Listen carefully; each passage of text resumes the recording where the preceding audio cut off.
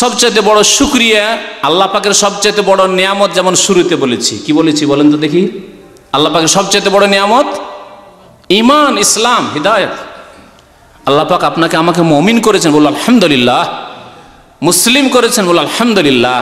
হিদায়াত দান করেছে শুধু মুসলিম মুমিন নামে মাত্র হয়ে নয়, মুমিন মুসলিম অনেকে আছে কবরে গিয়ে, হ্যাঁ, এত সুন্দর কপাল আল্লাহ পাকের দান, সেখানে গিয়ে লুটিয়ে দিচ্ছে আল্লাহ ছাড়া অন্য অসহায়কে, মৃতকে।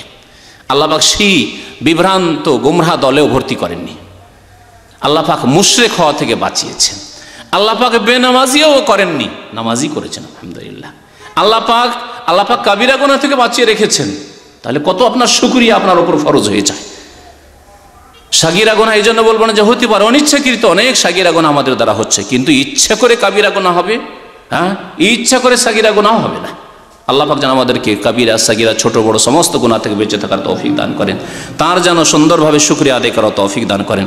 সবচাইতে বড় শুকরিয়া হচ্ছে আল্লাহ পাকের যেহেতু সবচাইতে বড় নিয়ামত ঈমান, সুতরাং এই নিয়ামতের ওপর শুকরিয়া হচ্ছে যে আপনি এই নিয়ামতকে বাড়ান। যারা মুমিন মুসলিম তারা এই নিয়ামতকে আরো বাড়ান, আল্লাহর প্রতি ঈমান, আখিরাতের প্রতি ঈমান। আপনি দুনিয়ার লোভকে কমিয়ে নিয়ে আসেন এবং আখিরাত যেন চোখের সামনে দেখছেন। এক্ষুনি মরে যেতে পারি আমি, এখনই আমার কবরে হাজিরা দিতে হইতে পারে, এখনই আমার মুনকার নাকির এর প্রশ্নের উত্তর দিতে হইতে পারে, আজকে আমার সময় শেষ হয়ে যেতে পারে, আমার কাছে সময় নেই, এই সময় শেষ হয়তো, এইরকম অনুভূতি সব সময় রাখা। আর যাদের ইমানে গলদ আছে, ত্রুটি আছে, তাদের ইমান নবায়ন করা, আর যদি ইমান না থাকে ইমান নিয়ে আসা। আল্লাহ পাকের সবচেয়ে বড় শুকরিয়া হচ্ছে আল্লাহর প্রতি ঈমান, পরকালের প্রতি ঈমান, রিসালাতের প্রতি ঈমান, আরও যেসব বিষয়ের প্রতি ঈমানের কথা আল্লাহ এবং তার রাসূল বলেছেন। ঈমানের যে 6টি স্তম্ভ রয়েছে, আল্লাহ পাক কোরআনে কারীমের 19টি আয়াতে আল্লাহর প্রতি ঈমানের সাথে সাথে পরকালের প্রতি ঈমানের কথা বলেছেন। এই আল্লাহর প্রতি ঈমান সবচেয়ে বড় আল্লাহর শুকরিয়া আদায় করা। যদি আল্লাহর প্রতি ঈমান নিয়ে আসেন, আল্লাহকে যেইভাবে বিশ্বাস করতে হয়, তাহলে আপনার দ্বারা আল্লাহর বিরুদ্ধাচরণ হতে পারে। আখিরাতের প্রতি, পরকালের প্রতি, মরণের পরের জীবনের প্রতি যদি ঈমান থাকে, জান্নাত জাহান্নাম, হাসর, কিয়ামত, জবাবদেহি করতে হবে, কবরের জীবন, আর সেখানে পুলসে রাত রয়েছে, সুবহানাল্লাহ, এসব বিষয় জেনে যদি তার প্রতি ঈমান থাকে, তাহলে কখনো পাপ হতে পারে না। আর হলে সাথে সাথেই তওবা হবে, তওবাতে কোনো রকমের বিলম্ব হবে না। এজন্য আল্লাহ পাক ইন্নামা ইয়ামুরু মাসাজিদাল্লাহি মান আমানা বিল্লাহি ওয়াল ইয়াউমিল আখির, 19টি আয়াতে বিল্লাহি ওয়াল ইয়াউমিল আখির, আল্লাহর প্রতি ঈমান নিয়ে আসে এবং আখিরাতের প্রতি ঈমান নিয়ে আসে। বহু হাদিসে নবী করিম সাল্লাল্লাহু আলাইহি ওয়াসাল্লাম বলেছেন, মান কানা ইউমিনু বিল্লাহি ওয়াল ইয়াউমিল আখির, যে ব্যক্তি আল্লাহর প্রতি ঈমান রাখে এবং পরকালের প্রতি ঈমান রাখে, এই হচ্ছে আল্লাহর সবচেয়ে বড় শুকরিয়া আদায় করে। রাসূলুল্লাহ সাল্লাল্লাহু আলাইহি ওয়াসাল্লামের প্রতি ঈমান, কোরআনে কারীম আল্লাহ পাক রব্বুল আলামিন প্রায় 12টি আয়াতে আল্লাহর প্রতি ঈমানের সাথে সাথে রাসূলের প্রতি ঈমানের কথা উল্লেখ করেছেন। আমিনু বিল্লাহি ওয়া রাসূলিহি, আমানু বিল্লাহি ওয়া রাসূলিহি, লিতুমিনু বিল্লাহি ওয়া রাসূলিহি, আল্লাহর প্রতি ঈমান নিয়ে আসবে, তার রাসূলের প্রতি ঈমান নিয়ে আসবে। বিভিন্নভাবে আল্লাহ পাক রব্বুল আলামিন আল্লাহর প্রতি ঈমান এবং রাসূলের প্রতি ঈমানের কথা উল্লেখ করেছেন। কারণ রাসূলের প্রতি যদি ঈমান হয়, তার মানে আপনি আল্লাহর ইবাদত বন্দেগী এই রাসূলের তরিকা ছাড়া এবং আপনার সারা জীবন যাপন আপনার রাসূলের আদর্শ তরিকা পদ্ধতি ছাড়া অন্য কোনো পথে আপনি করবেন না। ইবাদত বন্দি করবেন রাসূলুল্লাহ সাল্লাল্লাহু আলাইহি ওয়াসাল্লাম আদর্শ মোতাবেক, সুন্নত মোতাবেক। আপনি রাসূলুল্লাহ সাল্লাল্লাহু আলাইহি ওয়াসাল্লাম যা নিষেধ করেছেন তা থেকে পুরোপুরি বেঁচে থাকবেন। আপনার জীবনের প্রত্যেকটি ক্ষেত্রে সন্ধান করবেন যে এই কাজটি আমি করতে যাচ্ছি, এই কথাটি বলতে যাচ্ছি, এই সম্পর্ক করতে যাচ্ছি, এই ব্যবসা বাণিজ্য করতে যাচ্ছি, রাসূলুল্লাহ সাল্লাল্লাহু আলাইহি ওয়াসাল্লামের কি আদর্শ রয়েছে, সংশোধন হয়ে যাবে আপনার জীবনের। এই জন্য আল্লাহ পাক আল্লাহর সাথে আখিরাতের প্রতি ঈমানের কথা সংশোধনের জন্য বলা হয়েছে, আল্লাহর সাথে রাসূলের প্রতি ঈমানের কথা বলা হয়েছে, যাতে আপনি সত্যিকার মুসলিম হয়ে জীবনযাপন করেন, রাসূলের সত্যি সত্যি উম্মতি হয়ে আপনি জীবনযাপন করেন, আর কাল কিয়ামতে আপনি যেন আল্লাহর নিয়ামত হাসিল করতে পারেন। আল্লাহ পাক যেন তাদের দলে আমাদের শামিল হওয়ার তৌফিক দান করেন। সবচাইতে বড় আল্লাহ পাকের শুকরিয়া হচ্ছে আল্লাহর প্রতি ঈমান নিয়ে এসে ফরজগুলি, ওয়াজিবগুলি আদায় করা। 5 ওয়াক্ত ফরজ, তাতে আপনি ডিসকাউন্ট করবেন ফজর পড়তে পারছি না, আপনি আল্লাহর শুকরিয়া কখনো আদায় করলেন না। আল্লাহর শুকরিয়া আদায় হচ্ছে যে আল্লাহ 5 বলেছেন, 5-এ 4.5 করবেন না আপনি। পুরোপুরিভাবে আপনি 5 ওয়াক্ত নামাজ আদায় করবেন। আল্লাহ 17 রাকাত নামাজ ফরজ করেছেন, ওয়াক্ত মোতাবেক, সময় মোতাবেক ফরজ করেছেন, সময় যথা সময় পড়বেন। সূর্য ওঠার পরে ইচ্ছা করে আপনি ফজর নামাজ পড়বেন আর আপনি আল্লাহর শুকরিয়া আদায় করি হবেন, কখনো না, এরকম ভাবেন না। আল্লাহর ফরজ অজেবে যাতে করে ত্রুটি না হয়। মহিলাদেরকে বলবো, মা বোনদেরকে বলবো, এবং তাদের যারা দায়িত্বশীল রয়েছে, অভিভাবক রয়েছে, তাদেরকে বলবো যে মহিলাদের শুকরিয়ার একটি দিক হচ্ছে হেজাব, পর্দা। আল্লাহ পাক রব্বুল তাদেরকে হেফাজতে সসম্মানে রাখতে চেয়েছেন। সুতরাং তারা রাস্তাঘাটে বেরিয়ে যাওয়া আর অবাধ মেলামেশা এবং নিজের শরীরের কিছু অঙ্গ খুলে রাখা, মুখমণ্ডল খুলে রাখা, মাথা খুলে রাখা ইত্যাদি এসব করবেন না। এসব হচ্ছে আল্লাহর নাশুকরি করা। আল্লাহর শুকরিয়া হচ্ছে তাদের এইসব ফরজ অজেব আদায় করা। আল্লাহ পাক রব্বুল আলামিনের শুকরিয়া আদায় হচ্ছে হারাম নাজায়েজ থেকে বেঁচে থাকা। আল্লাহ হারাম করেছেন, আমার জন্য এটি নয়। যদিও দেখতে ভালো লাগে, রেশম কত সুন্দর লাগে, স্বর্ণ কত সুন্দর লাগে, চাঁদি কত সুন্দর লাগে, কিন্তু চাঁদির প্লেট আপনি পানাহার করবেন, আল্লাহ পয়সা দিয়েছেন না, আল্লাহ হারাম করেছেন। স্বর্ণ ব্যবহার করবেন, স্বর্ণের আংটি পুরুষ মানুষ ব্যবহার করেন না, আল্লাহ আমার জন্য হারাম করেছেন। যা আল্লাহ হারাম করেছেন তা থেকে বেঁচে থাকা। এইভাবে জীবনের প্রত্যেকটি ক্ষেত্রে যেইভাবে আল্লাহ এবং তার রাসূল সাল্লাল্লাহু আলাইহি ওয়াসাল্লাম আমল করতে বলেছেন, আমল করে হচ্ছে আল্লাহর শুকরিয়া আদায় করা। আর গুনাহ থেকে, নাজায়েজ কাজ থেকে বেঁচে থাকে হচ্ছে আল্লাহর সবচেয়ে বড় শুকরিয়া আদায় করা।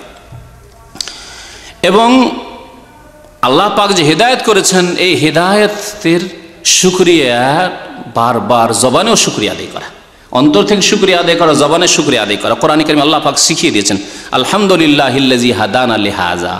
জান্নাতীরা যখন জান্নাতে চলে যাবে তখন আল্লাহ পাক তাদের অন্তরে দুনিয়াতে যেসব কালিমা ছিল, হিংসা বিদ্বেষ, হতে পারে কারোর সাথে শত্রুতা ছিল, সবকে আল্লাহ বের করে নেবেন। জান্নাতে গিয়েছে দুইজনে, কিন্তু দুইজনের মনোমালিন্য ছিল, মনের মিল ছিল না, মতের মিল ছিল না, আল্লাহ সব দূর করে দেবেন। নাযানা মা ফি সুদুরিহিম মিন গিল্লিন তাজরি মিন তাহতিহিমিল আনহার। জান্নাতে থাকবে যে জান্নাতে নহর প্রবাহিত। ওয়াকালু, এবং তারা বলবে আলহামদুলিল্লাহিল্লাযী হাদানা লিহাযা। সে আল্লাহরই লাখ লাখ শুকরিয়া, সমস্ত প্রশংসা যিনি আমাদেরকে এই দ্বীনে ইসলামের হেদায়েত দিয়েছিলেন, ঈমান নিয়ে আসার জন্য হেদায়েত দিয়েছিলেন। এই হেদায়েত যদি না পেতাম, মুহাম্মদুর রাসূলুল্লাহ সাল্লাল্লাহু আলাইহি ওয়াসাল্লাম উম্মত না হইতে পারতাম, আমি যদি নামাজি না হইতাম, তাহলে এই জান্নাতে আসতে পারতাম না। ওমা কুন্না লিনাহতাদিয়া, আর আমি হেদায়েত পেতাম না লাউলা আন হাদান আল্লাহ, যদি আল্লাহ পাক আমাকে সঠিক পথ না দেখাইতেন, আল্লাহ যদি তৌফিক না দিতেন। অনেকের আপন ভাই আছে নামাজ পড়ে না, অনেকের আপন ভাই আছে কাবিরা গুনাহ করছে, পাপ করছে, হারাম ব্যবসা করছে, না হয় হারাম পথ নিয়েছে, চাকরির ক্ষেত্রে সুদ খাচ্ছে, ঘুষ খাচ্ছে। আল্লাহ পাক আপনাকে বাঁচিয়ে রেখেছেন, শুকরিয়া আদায় করুন। জান্নাতীরা এইভাবে আল্লাহ পাকের শুকরিয়া আদায় করবে। আর সবচাইতে বড় নিয়ামতের অকৃতজ্ঞ হওয়া হচ্ছে, নাশুকরি করা হচ্ছে আল্লাহর সাথে কুফরি করা, অথবা আল্লাহ পাক রব্বুল আলামিনের শুকরিয়া আদায়ের ভ্রুক্ষেপ না করা, ভ্রুক্ষেপ না করা। মহান আল্লাহ ইরশাদ করেছে সূরা সাজদার আয়াত নম্বর 22-এ, ওমান আযলামু মিম্মান যুক্কিরা বিআয়াতি রাব্বিহি। ওর চাইতে বড় জালেম আর পৃথিবীতে কেউ নেই, যাকে আল্লাহ পাকের বিধিবিধান আয়াত দিয়ে উপদেশ দেওয়া হইল। কোরআনের কথা পৌঁছিল, রাসূলুল্লাহ সাল্লাল্লাহু আলাইহি ওয়াসাল্লামের হাদিসের কথা পৌঁছিল, দ্বীনের কথা পৌঁছিল, সুম্মা আরাযা আনহা, অতঃপর তা থেকে সে বিমুখ হইল। বলা হলো নামাজ 5 ওয়াক্ত আল্লাহর ওয়াস্তে পড়বেন, তারপরে বিমুখ হইল, পারছি না, সময় পাচ্ছি না, জাগতে পারছি না, ইত্যাদি সব কথা যারা বলল, সুম্মা আরাযা আনহা, এর চাইতে বড় জালেম আর কি আছে? তাহলে যদি একটি নামাজে এইরকম করে যদি এইরকম হন আপনি, যে আল্লাহর শুকরিয়া আদায় করলেন না, আপনি জালেম হলেন, তাহলে যেই ব্যক্তি সারা জীবনের প্রতিটি ক্ষেত্রে একেবারে ভ্রুক্ষেপ নেই, তার ঈমানের, ইসলামের, নামাজের, দ্বীনের, আল্লাহ পাকের নিয়ামতের শুকরিয়ার কোনো ভ্রুক্ষেপই নেই, তাদের কি অবস্থা? ওমান আযলাম, ওর চাইতে বড় জালেম আর কেউ নেই। ইন্না মিনাল মুজরিমিনা মুনতাকিমুন, আল্লাহ বলছেন নিশ্চয়ই আমি যারা অপরাধী পাপিষ্ঠ তাদের থেকে প্রতিশোধ গ্রহণ করব। আল্লাহ এদেরকে মুজরিম বলেছেন, যারা আল্লাহর দ্বীনের ভ্রুক্ষেপ করে না, আল্লাহর নাজিলকৃত বিধানে ভ্রুক্ষেপ করে না, এবং তাদের থেকে আল্লাহ প্রতিশোধ নেবেন। শুকরিয়া যদি আদায় করেন পাবেন কি? এতক্ষণ বললাম যে অনেক কিছুই পাবেন, পাবেন কি তা শোনেন। অনেক কিছু আল্লাহ পাকের অশেষ নিয়ামত রয়েছে। একটি বিষয়ে যা দুনিয়াতে পাবেন, আখিরাতেও পাবেন, তা হচ্ছে আল্লাহর সাজা শাস্তি থেকে আপনি নিরাপদ থাকবেন। এবং অপ্রীতিকর কোনো বিষয় আপনার জীবনে ঘটবে না যদি আল্লাহ পাকের আপনি শুকরিয়া আদায় করতে থাকেন। অশান্তি ঘটবে না যদি আল্লাহ পাকের শুকরিয়া আদায় করতে থাকেন। আল্লাহ পাকের শুকরিয়া আদায় করেন। যদি মুসিবত আসে, এমন মুসিবত আসবে না যাতে সর্বনাশ করে দেয় আপনার, এমন হবে না। পরীক্ষামূলক আসতে পারে, আল্লাহ পাক রব্বুল সতর্কতামূলক আসতে পারে, হয়তো কিছু ভুল ত্রুটি সামান্য হয়েছে, আল্লাহ সংশোধনমূলক, যাতে করে সতর্ক হয়ে যান, সাবধান হয়ে যান। আর যদি নেক মানুষের ওপর কোনো বিপদ আপদ মুসিবত আসে, একেবারে সর্বনাশ হয়ে যাবে না। আল্লাহ পাক রব্বুল বালা মুসিবত থেকে হেফাজত করবেন। কোরআনে কারীমের ভাষায় শোনো, আল্লাহ পাক ইরশাদ করেছেন সূরা নিসার আয়াত নম্বর 147-এ, মা ইয়াফআলুল্লাহু বিআযাবিকুম। আল্লাহ পাক ইরশাদ করেছেন, আল্লাহ তোমাদেরকে আযাব দিয়ে কি করবেন? কেন আল্লাহ আযাব দেবেন? সুবহানাল্লাহ, কত সুন্দর ভঙ্গিমা কথার, কত সুন্দর অলংকার ভাষায়। মা ইয়াফআলুল্লাহু বিআযাবিকুম, আল্লাহ তোমাদেরকে কেন আযাব দেবেন? কি জন্য আল্লাহ আযাব দেবেন? আল্লাহর কি কোনো আক্রোশ রয়েছে? আল্লাহ পাকের তোমাদের কোনো শত্রুতা রয়েছে, হিংসা বিদ্বেষ রয়েছে? মা ইয়াফআলুল্লাহু বিআযাবিকুম ইন শাকারতুম ওয়া আমানতুম, যদি আল্লাহর শুকরিয়া আদায় করো আর আল্লাহর প্রতি ঈমান নিয়ে আসো। কেন আল্লাহ আযাব দেবেন? ঈমান নিয়ে এসছো আল্লাহর ওপর, 5 ওয়াক্ত নামাজ পড়ছো, হারাম থেকে বেঁচে থাকছো, ফরজ ওয়াজিব আদায় করছো, যথাসাধ্য ভালো কাজ করার চেষ্টা করছো, ফরজ ওয়াজিব ঠিক রেখে। কিন্তু কারণ এক শ্রেণীর লোকের আছে অনেক ভালো কাজ, নফল অনেক কাজ করে, অতিরিক্ত অনেক নেকির কাজ করে, কিন্তু ফরজের ক্ষেত্রে ঘাটতি আছে, না চলবে না, এটা এই ভুল করবেন না। আর অনেকে এইরকম খুব মানে মনের দিক থেকে খুশি তো রয়েছে, হ্যাঁ, খুব আমোদে সে জীবনযাপন করছে যে না আমি তো অনেক ভালো কাজ করি, না খবরদার না, অনেক ভালো কাজ করেন, আল্লাহ দুনিয়াতে কিছু দিয়ে দিচ্ছেন, কিন্তু আখিরাত সর্বনাশ এবং দুনিয়াতে আল্লাহর কোনো বড় আযাব আসতে পারে। যেমন আল্লাহ পাক বলছেন, আল্লাহ আযাব দেবেন না যদি ঈমান নিয়ে আসেন এবং আল্লাহর শুকরিয়া আদায় করেন, ফরজ ওয়াজিব ঠিক রেখে, হারাম নাজায়েজ থেকে বেঁচে থেকে, তারপরে সুন্নত মুস্তাহাব কাজ যত পারেন ভালো করেন, তাহলে সেগুলি আপনার কাজে আসবে। যদি আল্লাহর প্রতি ঈমান নিয়ে আসো আর যদি শুকরিয়া আদায় করো, তাহলে আল্লাহ তোমাদেরকে কেন আযাব দেবেন? ওয়া কানা আল্লাহু শাকিরান আলিমা, আল্লাহ তো শুকরগুজার বান্দাদের মূল্যায়ন করেন, তাদের মূল্য দিয়ে থাকেন। আলিমা, এবং আল্লাহ তো জানেন, এমন নয় যে আল্লাহকে জানাতে হবে। আপনি একটা ভালো কাজ করছেন, আপনার পাড়া প্রতিবেশী জানেন, আপনার আব্বাও জানে না, হয়তো আপনার আপনজন অনেক সময় স্ত্রীও জানে না, জানাতে হয় হয়তো, হ্যাঁ না, নেকির কাজ আল্লাহর সন্তুষ্টিজনক জানাবেন না, না জানালে মানুষ জানতে পারে না। আল্লাহ পাক রব্বুল আলামিন জানছেন, যিনি দাতা তিনি জানছেন যে আপনি কি ভালো কাজ করছেন।